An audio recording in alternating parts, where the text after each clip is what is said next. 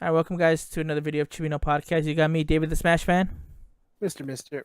and we just got out of Godzilla, King of the Monsters, and we want to go and talk about what we thought of the movie. And Mr. being the biggest Godzilla fan of them all, is probably gonna do most of the talking here, and I'll add my commentary here and there about it. But before we go into details about the movie, let's give our overall spoiler-free impression of the movie. So, Mister, let's start off with you. Uh, in like 1 minute or less, kind of sum up, non-spoiler, the review of the movie for you. Tons of action, tons of monsters. Um, some things were pretty predictable, but you enjoy the whole ride, so it was pretty good overall. Okay.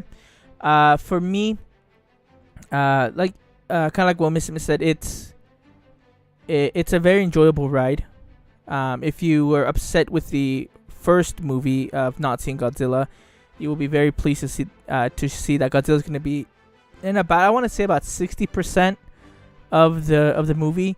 But there's monsters almost all throughout the movie. Maybe the first like 10 minutes, no, not even 10 minutes, like 5 minutes maybe, you don't see a monster, but you see it in the first like 10 minutes, and then it's just there. It's consistently seeing them, and I think for hardcore Godzilla fans, you really like this movie because they do a lot of throwbacks in terms of music wise to the original Godzilla series, and we'll go in more into detail about that. But again, the monsters what kept me going, and I know a lot of reviewers said this beforehand, but you don't really get too connected with the humans that are in the movie, except for a few that were in the first movie.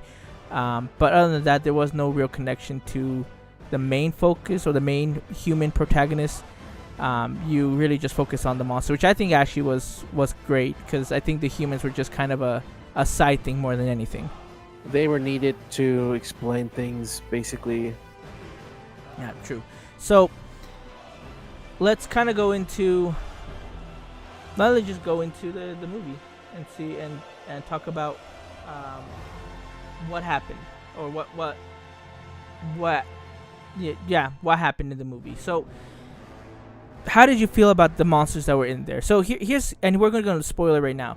So what's interesting is in the movie they talk about that they have 17 monsters that are in there and counting, and so there are a lot that you actually never see or at all. Like they say 17, they're still counting. I think it was about 1, 2, 3, 4, 5 monsters that made an appearance. Something like that. So, And yeah. and they were saying like there's tons more, right? Yeah.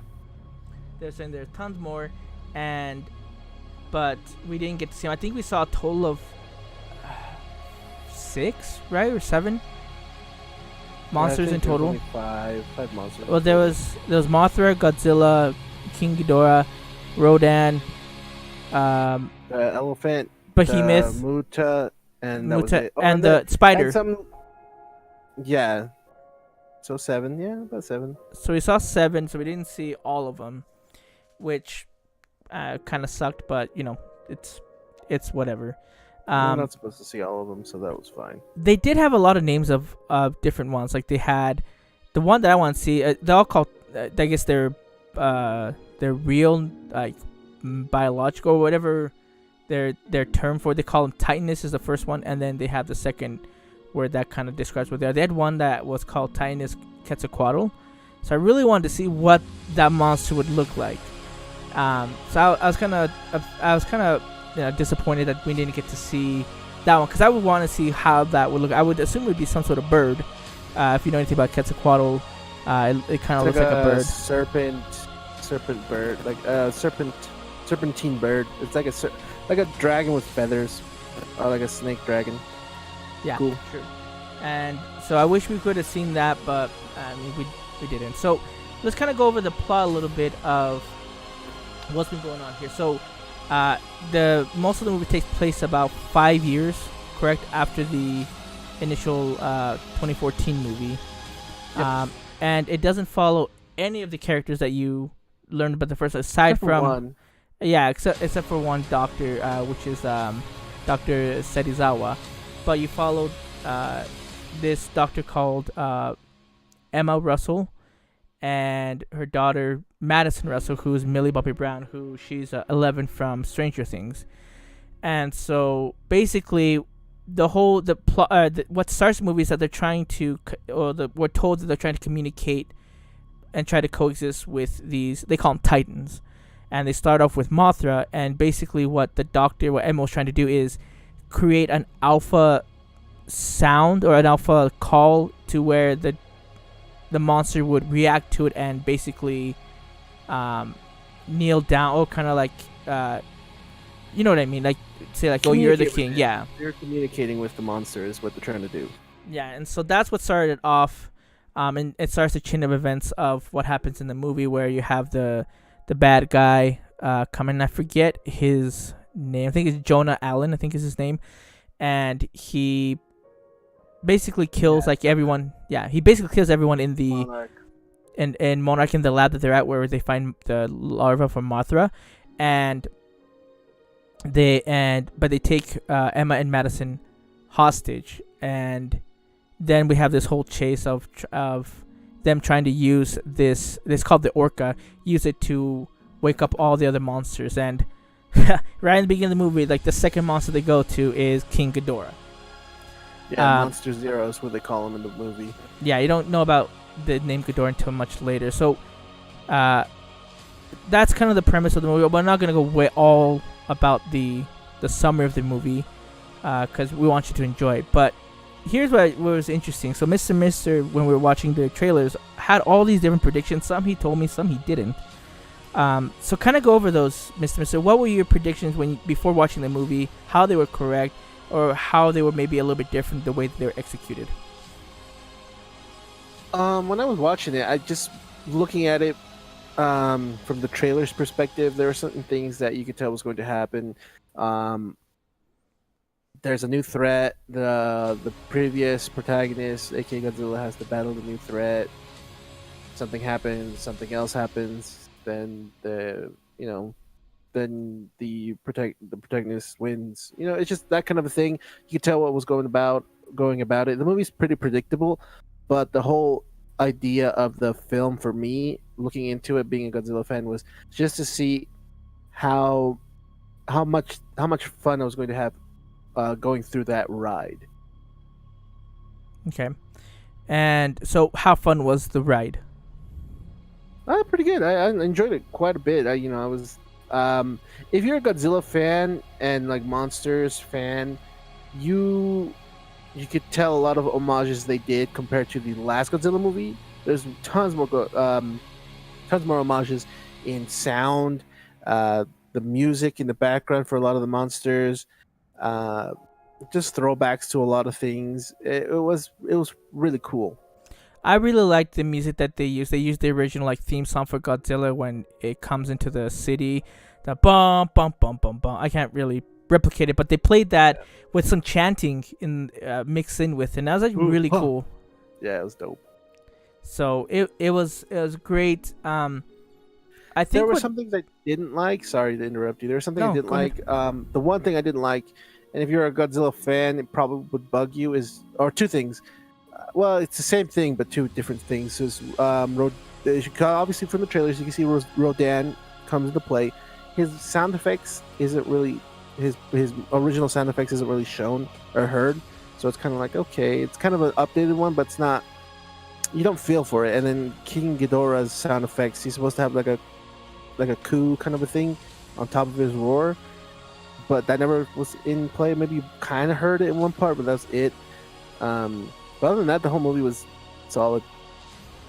Okay, so let's talk about the post-credit scene, because it really sets up for a lot of things. So once it finishes, the movie finishes with Godzilla, you have all these little news updates that's going on as the credits are rolling. So different things like vegetation is starting to grow different places in the Sahara, and new life in the ocean, all this stuff, and then they start talking about Skull Island, and they mention Kong all throughout the all throughout the movie, like bit sometimes here and there, just saying, "Oh, Kong has felt something," and this and this and that. And in some of the news updates, as the credits are rolling, it states that they're trying to go back to Skull Island to find like the entrance or to see for the ancient civilization that you see in the movie. And then they start saying, "Oh, we found stuff about this rivalry between Kong and Godzilla," and then it ends with this kind of painting, wall painting, rock painting, where you see Godzilla about to fight Kong, and so this is setting up for the big versus movie that we've been teased about for a while, where Godzilla is gonna go against Kong. So that was like the like, I guess, post mid credit scene, but then there was an actual after credit scene, and this is where I want Miss Miss to talk about, like, what do you think is gonna happen. So just a brief summary: Jonah Allen is still alive, and he goes to Islas de Mara or Mar. That's it, Mar. That's in Mexico, and these people found the head of Ghidorah, and now Jonah Allen is wanting Spoilers. to. We said spoilers before. Oh, okay, my bad. So here they find the head. So what do you think he's gonna do with the head, and how do you think that's gonna play into future movies, Mister? Well, from what they've said, from what we know from the movies, if you watch parts of it, he is hunting. He's getting Titan DNA, and he's doing something with it. So from what people have been speculating, and he's even said he's using it to create more monsters, supposedly, or to use it, weaponize it, kind of a thing. So now that he has a whole head of King Ghidorah, he can do something with it. So that's pretty much it. I think weaponize it. You're telling me would you think he would try to make Mecha King Ghidorah? Mecha Ghidorah? Ghidorah? Yes, but it's just... It's either they're going to clone Ghidorah and then mechanize him so that they can control him, or he's going to be an absolute 100% robot. So it's one of the two. So he's more cyborg than anything. But okay. that's just my thought. One last thing before we go out, because I want to ask you this question. How do you like how they incorporated the what's the word? The lore of the monsters, especially about King Ghidorah, because King Ghidorah, I think, again, you can correct me if I'm wrong, but King Ghidorah's always been seen as an alien, correct? Or am I wrong?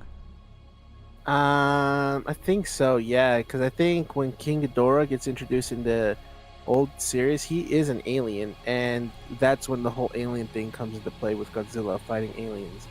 Okay, so how do you like the lore of how they incorporated the monsters all throughout history?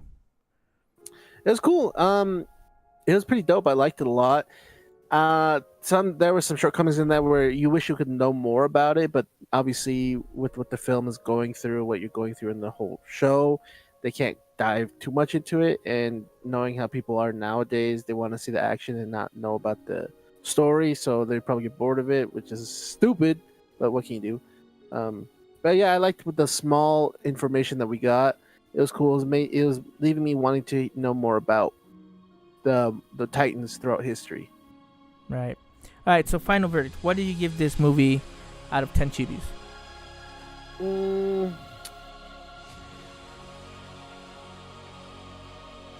8.3, because I felt like I was not really connected to a lot of the actors except for like the father, and then what was his name?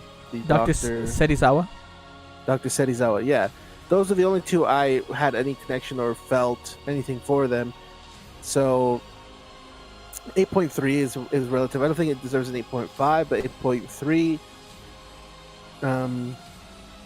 And yeah, I mean, I enjoyed it a lot. If like I said, if you're a monster person, if you like Godzilla, if you like all that stuff and all the homage they put into it, deserves that solid above an 8, so an 8.3.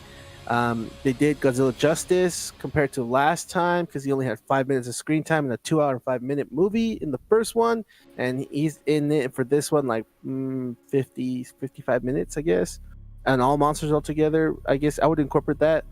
So yeah, it's cool. I liked it. Sweet. Yeah, I I'll give it an 8, a solid 8. I really enjoyed it. I'm not a big fan, as Mr. And like I said, I think the big shortcoming was being attached to the humans. I think they're trying to do that a lot with the version that's over here on the West.